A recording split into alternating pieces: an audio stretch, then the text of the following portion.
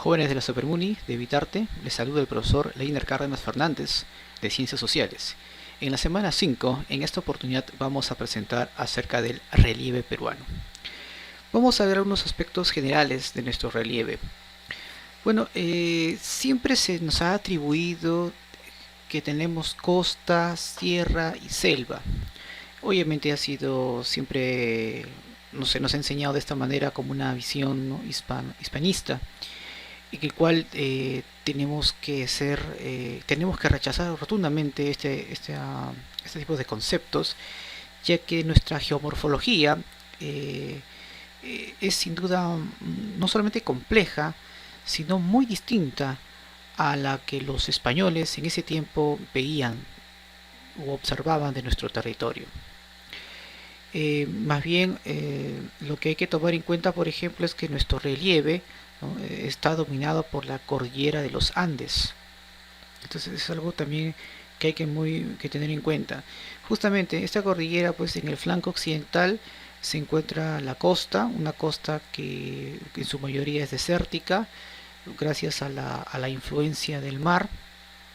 Por el lado oriental, que es la Amazonía, que en gran parte de ella es llana, y su clima húmedo y tropical se debe principalmente pues a la baja latitud. Es más, nuestro clima, por la ubicación geográfica, debería tener un clima tórrido, un clima tropical, lluvioso, pero la cordillera de los Andes hace que tengamos distintos tipos de climas. Muy bien. Vamos a ver entonces algunos aspectos importantes de los relieves que existen en la costa, en los Andes y en la Amazonía, ¿no? Empecemos con los relieves de la costa, ¿no? Nos vamos a enfocar principalmente en los tablazos, ¿no? Estos tablazos obviamente han sido formados por un proceso de pirogénesis, que es cuando las placas, o en este caso la corteza, se eleva, ¿no? Existen dos formas, ¿no? O que la corteza se eleve o que descienda. En el caso de los tablazos, la corteza lo que hace es ascender, ¿de acuerdo? Entonces, eso es muy importante, ¿no? Hay un lento levantamiento producto obviamente de la epirogénesis. Entonces es algo también que hay que destacar. ¿Qué es lo importante de los tablazos? Bueno, en los tablazos podemos encontrar en su interior hidrocarburos, como por ejemplo gas y petróleo, en la cual pues permite la utilización de estos recursos obviamente para la actividad económica.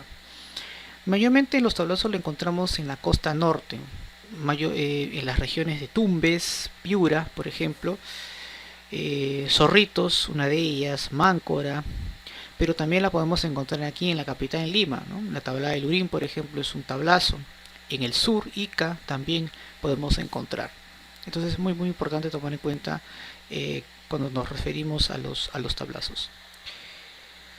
Los valles en nuestra costa, que no son muchas, pero sin duda son sedimentos materiales arrastrados por los ríos, en la cual pues gracias al tipo de suelo permite la actividad agrícola, ¿no? Son tipos de suelos fértiles, idóneos para la actividad agrícola.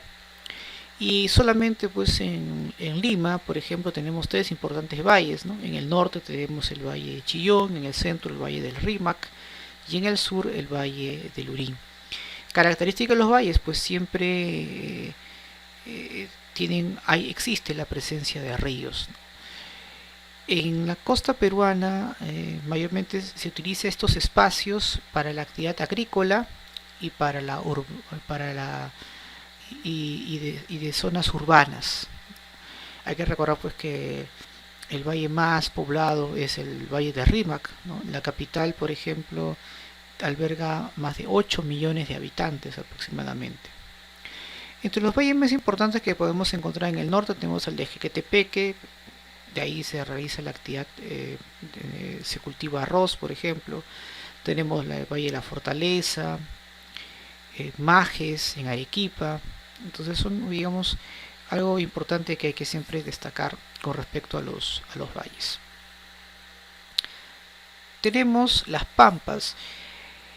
Hay cierta diferencia entre los valles y pampas. Estas pampas también son producto de los sedimentos materiales que han sido arrastradas por los ríos, pero en épocas pasadas. Pero también las pampas es un tipo de suelo que también se puede cultivar, ¿no? Y eso es algo importante. En nuestro país las pampas son utilizadas como sistema de irrigación, como por ejemplo la que vamos a encontrar en Lambayeque, como el caso de Olmos, Chavimochic, ¿no? Esos grandes proyectos que se han ido dando a lo largo de años. También es utilizado como un lugar de crianza de aves de corral principalmente. La diferencia con los valles es que las pampas sí necesitan obviamente de irrigación a través de acueductos, perdón, a través de canales o algún tipo de ingeniería hidráulica que permita la irrigación de estos grandes espacios.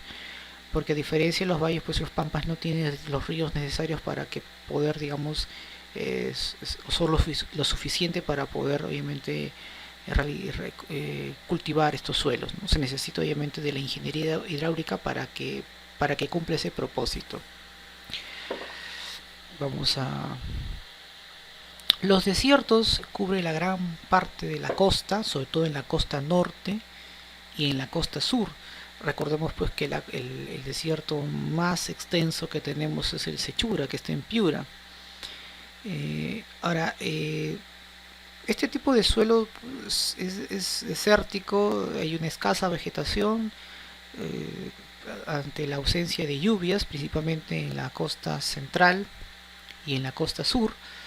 Hay que recordar pues la influencia del mar peruano es la que provoca pues este tipo de suelo.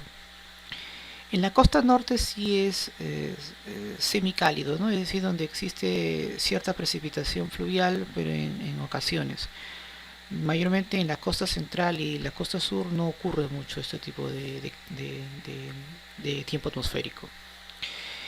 El espacio que se utiliza aquí en los desiertos es para uso poblacional. Aquí se han logrado habitar muchas personas, principalmente asentamientos humanos en las oleadas migratorias que se han ido dando con el paso de los años. También lo utilizan como una zona industrial y campos militares para las prácticas de los soldados. Entonces eso digamos es una característica de los desiertos. Las estribaciones andinas, que no es otra cosa que colinas ligeramente elevadas que rodean los valles y que es una extensión de, de la cordillera de los Andes, mayormente se utiliza aquí para habitar, ¿no? De uso poblacional. Eh, Son lugares que la gente, ante la falta de una planificación urbana, ante la propia o ante la necesidad de buscar un hogar, o simplemente pues por las mafias que hay de tráfico de terrenos, la gente ubica los lugares para habitar en este tipo de colinas ligeramente elevadas, ¿no? Que son las estribaciones andinas, como el caso del Cerro San Cosme, por ejemplo, uno de los lugares más antiguos en el cual la gente empezó a habitar, ¿no? Allá por los años 50 aproximadamente. Tenemos también el Cerro San Cristóbal, Atiquipa, en Arequipa también este tipo de estribaciones andinas. Muy bien, vamos a continuar. Las depresiones también pues son una especie de relieve cuya característica es principalmente el hundimiento constante de este tipo de suelo, en la cual pues producto de ello forman lagunas. Aquí en la costa se utiliza mucho para el tema del aprovechamiento minero, por los fosfatos que obviamente están al interior de estos tipos de suelos, y también pues con un fin de esparcimiento o turismo. Entre las depresiones más importantes que tenemos está de Bayobar, Piura, ahí justamente se saca una gran cantidad de fosfato. Tenemos de Chilca, en Lima, Cañamac, Lambayeque, que son digamos una de las más importantes que existen aquí en nuestra costa. Las colinas por su parte también son ligeras elevaciones que a diferencia de las estribaciones andinas, estas están más concentradas en los litorales, costeros, ¿no? Es decir, a la cercanía del mar. Y aquí también pues se utiliza como uso urbano, como el caso por ejemplo del Morro Solar en Chorrillos, el Criterión en Ica, por ejemplo. Es una característica también común, que en estos tipos de relieve la gente lo utilice para vivir, ¿no? Eh, para formalizar su hogar, por así decirlo. Las islas son, digamos, parte del relieve del litoral costero. eh, Son, digamos, porción de tierra o áreas ligeramente elevadas, rodeadas por el mar, y que mayormente se han utilizado como zonas de depósito de guano. Tenemos, pues, por ejemplo, San Gallán, San Lorenzo, aunque hubo un tiempo en el cual pues esta isla también fue utilizada como una como un fortín, como un cárcel, como una cárcel, ¿no? La isla San Lorenzo, ¿no? El famoso frontón, que luego fue desactivado allá por finales de los años 80. Pero lo importante es que muchas de estas islas, sobre todo en la costa sur, fueron grandes depósitos guaneros y que se utilizó bastante o que se explotó bastante allá por el siglo XIX, ¿no? En la famosa prosperidad falaz. Vamos ahora a hablar un poco sobre el relieve andino. Algunas características generales del relieve andino. Bueno, la región andina básicamente eh, está formada básicamente por una zona central y, y tiene una altitud muy considerable.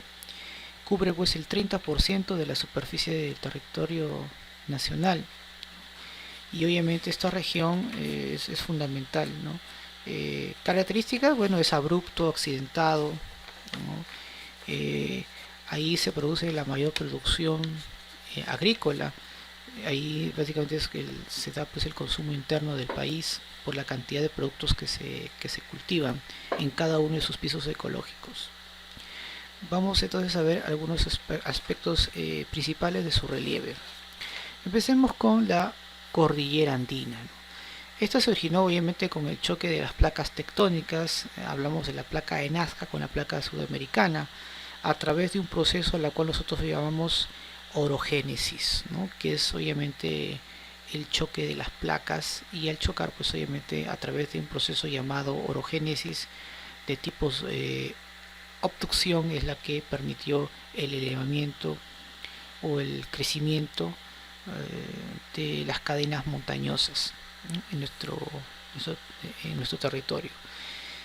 La cordillera de los Andes es la columna vertebral del Perú, es la base estructural de nuestro territorio peruano y influye básicamente pues en la configuración de los pisos ecológicos. Eso es innegable. Ahí se concentra la mayor cantidad de tipos de climas. Y también pues la cordillera andina permite la formación de los ríos hidrográficos. Entonces es algo muy importante tomar en cuenta. Nuestra cordillera pues se divide básicamente en tres tipos de cadenas: la cadena occidental, la cadena central y la cadena oriental, ¿no? Voy a compartir aquí conmigo un rato esta parte donde les voy a explicar, ¿no? Por ejemplo, aquí tenemos la cadena occidental, perdón, la cadena oriental, que permite que se proyecta hacia la Amazonía. Tenemos la cadena central y la cadena occidental, que se proyecta obviamente hacia el Océano Pacífico, ¿de acuerdo? Pero a su vez también hay que tomar en cuenta lo siguiente, ¿no? La cadena occidental, la cadena central y oriental, a su vez está dividida pues en el norte. Vamos a ver aquí un rato. El norte, esta zona que ven aquí, el centro y el sur, ¿no? Ahora es importante destacar lo siguiente: eh, estos, estas cadenas montañosas, ¿no? occidental, central y oriental, se unen y se separan gracias a los nudos que tiene. Nos referimos a los nudos de Pasco, que ven aquí, y el nudo de Vilcanota, ¿de acuerdo? En la cual pues divide nuestras cadenas en norte, ¿no? Andes del norte, Andes del centro y Andes del sur. En la cadena occidental, ¿qué podemos encontrar en el norte y en el sur? Los grandes cordilleras, como por ejemplo la Cordillera Blanca. Ahí, por ejemplo, en la Cordillera Blanca se encuentra el nevado más grande del Perú, el Huascarán, que está en la región de Ancash, por ejemplo, ¿no? Eso es importante destacar. Tenemos la cordillera de Huayhuash, por ejemplo. Ahí se encuentra pues el nevado de Yerapujá. Tenemos la cordillera Viuda, que ahí se encuentra el nevado de la Viuda, con ese mismo nombre. En el sur pues tenemos a la cordillera de Chilca, ¿no? La cordillera de Chilca, por ejemplo, es muy importante tomar en cuenta, ¿no? Este tipo de cordillera. En la cadena central tenemos pues que es la parte del centro, está la cordillera Marcavalle, por ejemplo, ahí está el nevado de Guayatapayana. Tenemos a la cordillera de Vilcabamba, ahí se encuentra uno de los nevados más importantes, que incluso en tiempos de los incas era considerado un apu. Nos referimos al nevado de Salcantay. En la cadena oriental, en el sur, tenemos pues a Carabaya, ahí se encuentra el nevado de Quebranari, por ejemplo, ¿no? Importante este tipo de, de nevado que podemos encontrar. Vamos ahora a enfocarnos en los valles interandinos, ¿no? Los valles interandinos obviamente suelos extensos, más grandes que los valles que hay en la costa, de hecho, y se le llaman así porque estos suelos obviamente se extienden y se proyectan hacia las cordilleras de los Andes. Este tipo de suelos pues permite cultivar debido a lo fértil que es y el clima templado, ¿no? En la cual permite una gran cantidad de cultivos, una variedad de cultivos. Aquí mayormente se utiliza, o este espacio se utiliza principalmente para la producción agrícola, eso es innegable. Aquí se produce casi todos los productos que se van a eh, que se van a llevar a diferentes sitios, principalmente en Lima. Lima se abastece principalmente de los productos de los valles interandinos. Y durante el siglo XIX hay que recordar pues que ahí se encontraba la mayor cantidad de la población. Antes Lima no era pues la concentraba la mayor cantidad de población, antes eran en los valles interandinos, hasta el siglo XIX, ¿no? Ya durante el siglo XX, con las oleadas migratorias a la capital, es donde empieza pues a cambiar este panorama. Entre los valles interandinos más importantes está pues el valle de Mantaro, Junín, Cajatambo, está el valle de Vilcabamba en Cusco, importantes lugares para la producción agrícola. Bien, vamos a las mesetas, también llamadas altiplanicies, son digamos llanuras elevadas, en el cual debido pues al tipo de clima y al suelo,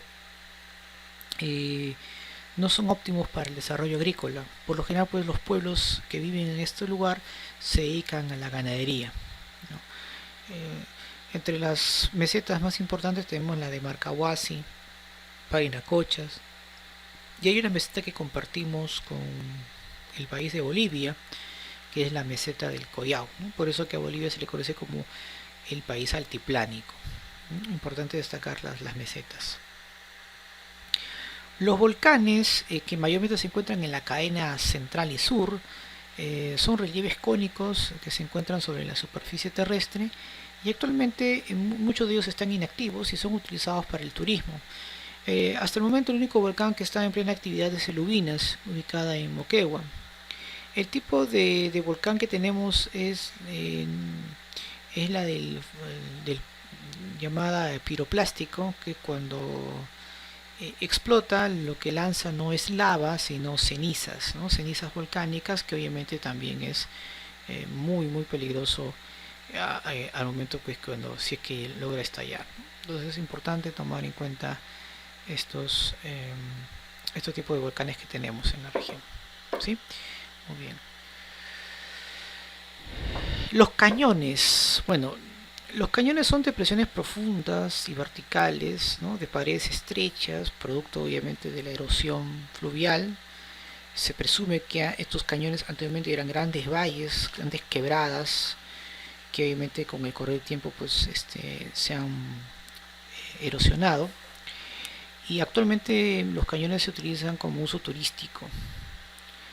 El cañón más profundo del mundo le podemos encontrar aquí en el Cotahuasi, ¿no? Y queda en la región de Arequipa, ¿de acuerdo? De Arequipa. ¿Qué son los abras o pasos? Bueno, son depresiones que cubren la parte más baja de los Andes. Esto se dio básicamente por un proceso en el cual de cimentación y compactación. Prácticamente son caminos naturales que permiten trasladarnos de un lugar a otro, de una cordillera a otra. Por lo general, pues el relieve andino es bien accidentado, pero estos abras permiten que algunos lugares de la cordillera puedan eh, eh, o permiten, ¿no?, la continuidad de una cordillera a otra. Repito, son caminos naturales, ¿no?, que son utilizados obviamente en nuestro país como sistemas o vías de comunicación para poder pasar de la costa a los Andes y hacia la Amazonía. Entre los abres y pasos más importantes pues está sin duda la de Conococha, que permite pues el paso de Lima a Huaraz, La Raya, de Juliaca a Cusco, La Viuda, de Canta a Cerro de Pasco, y hay otra, la de Anticona, que permite pues unir Lima con la carretera central, con La Oroya, con Huancayo.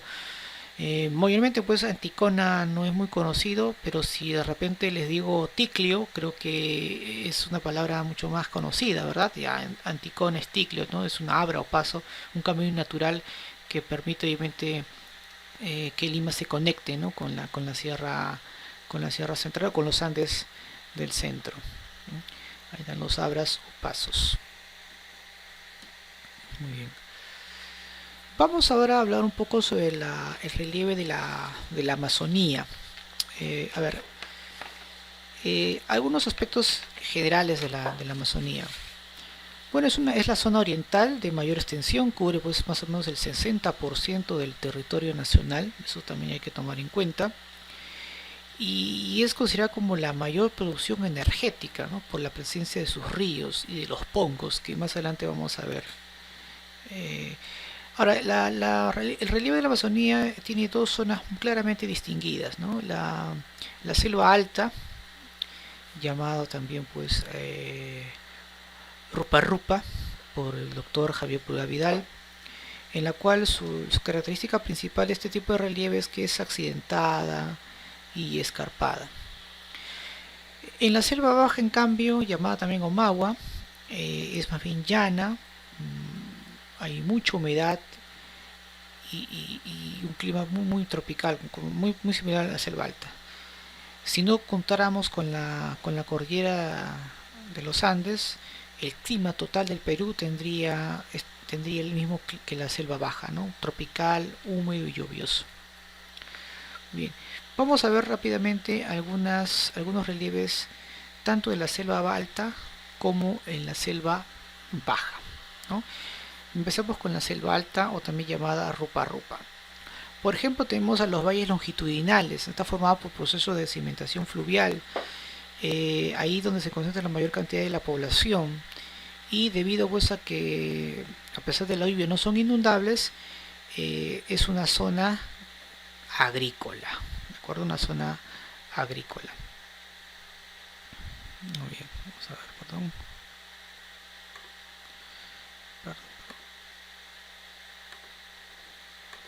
Ya, un ratito.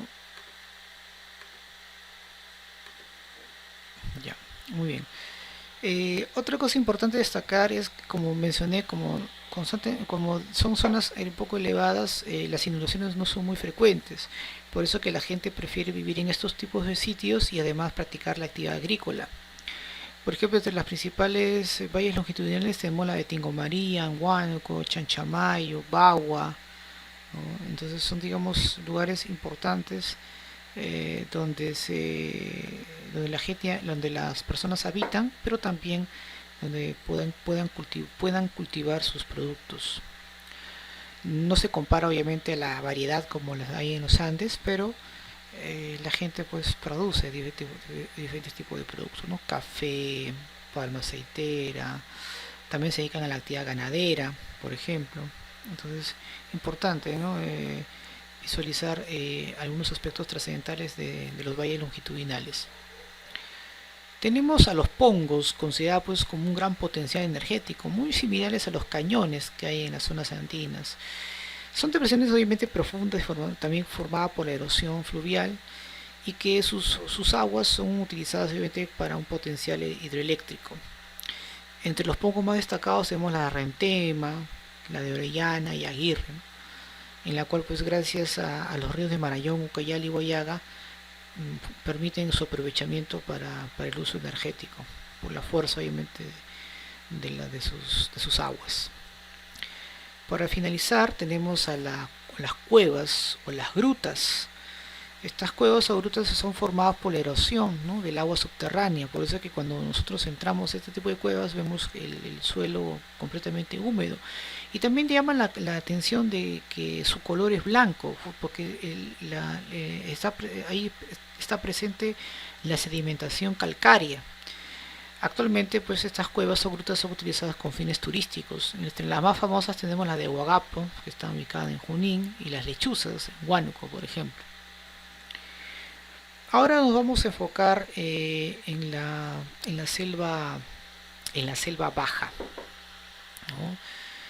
Vamos a ver aquí la selva baja. Por ejemplo, tenemos a los filos.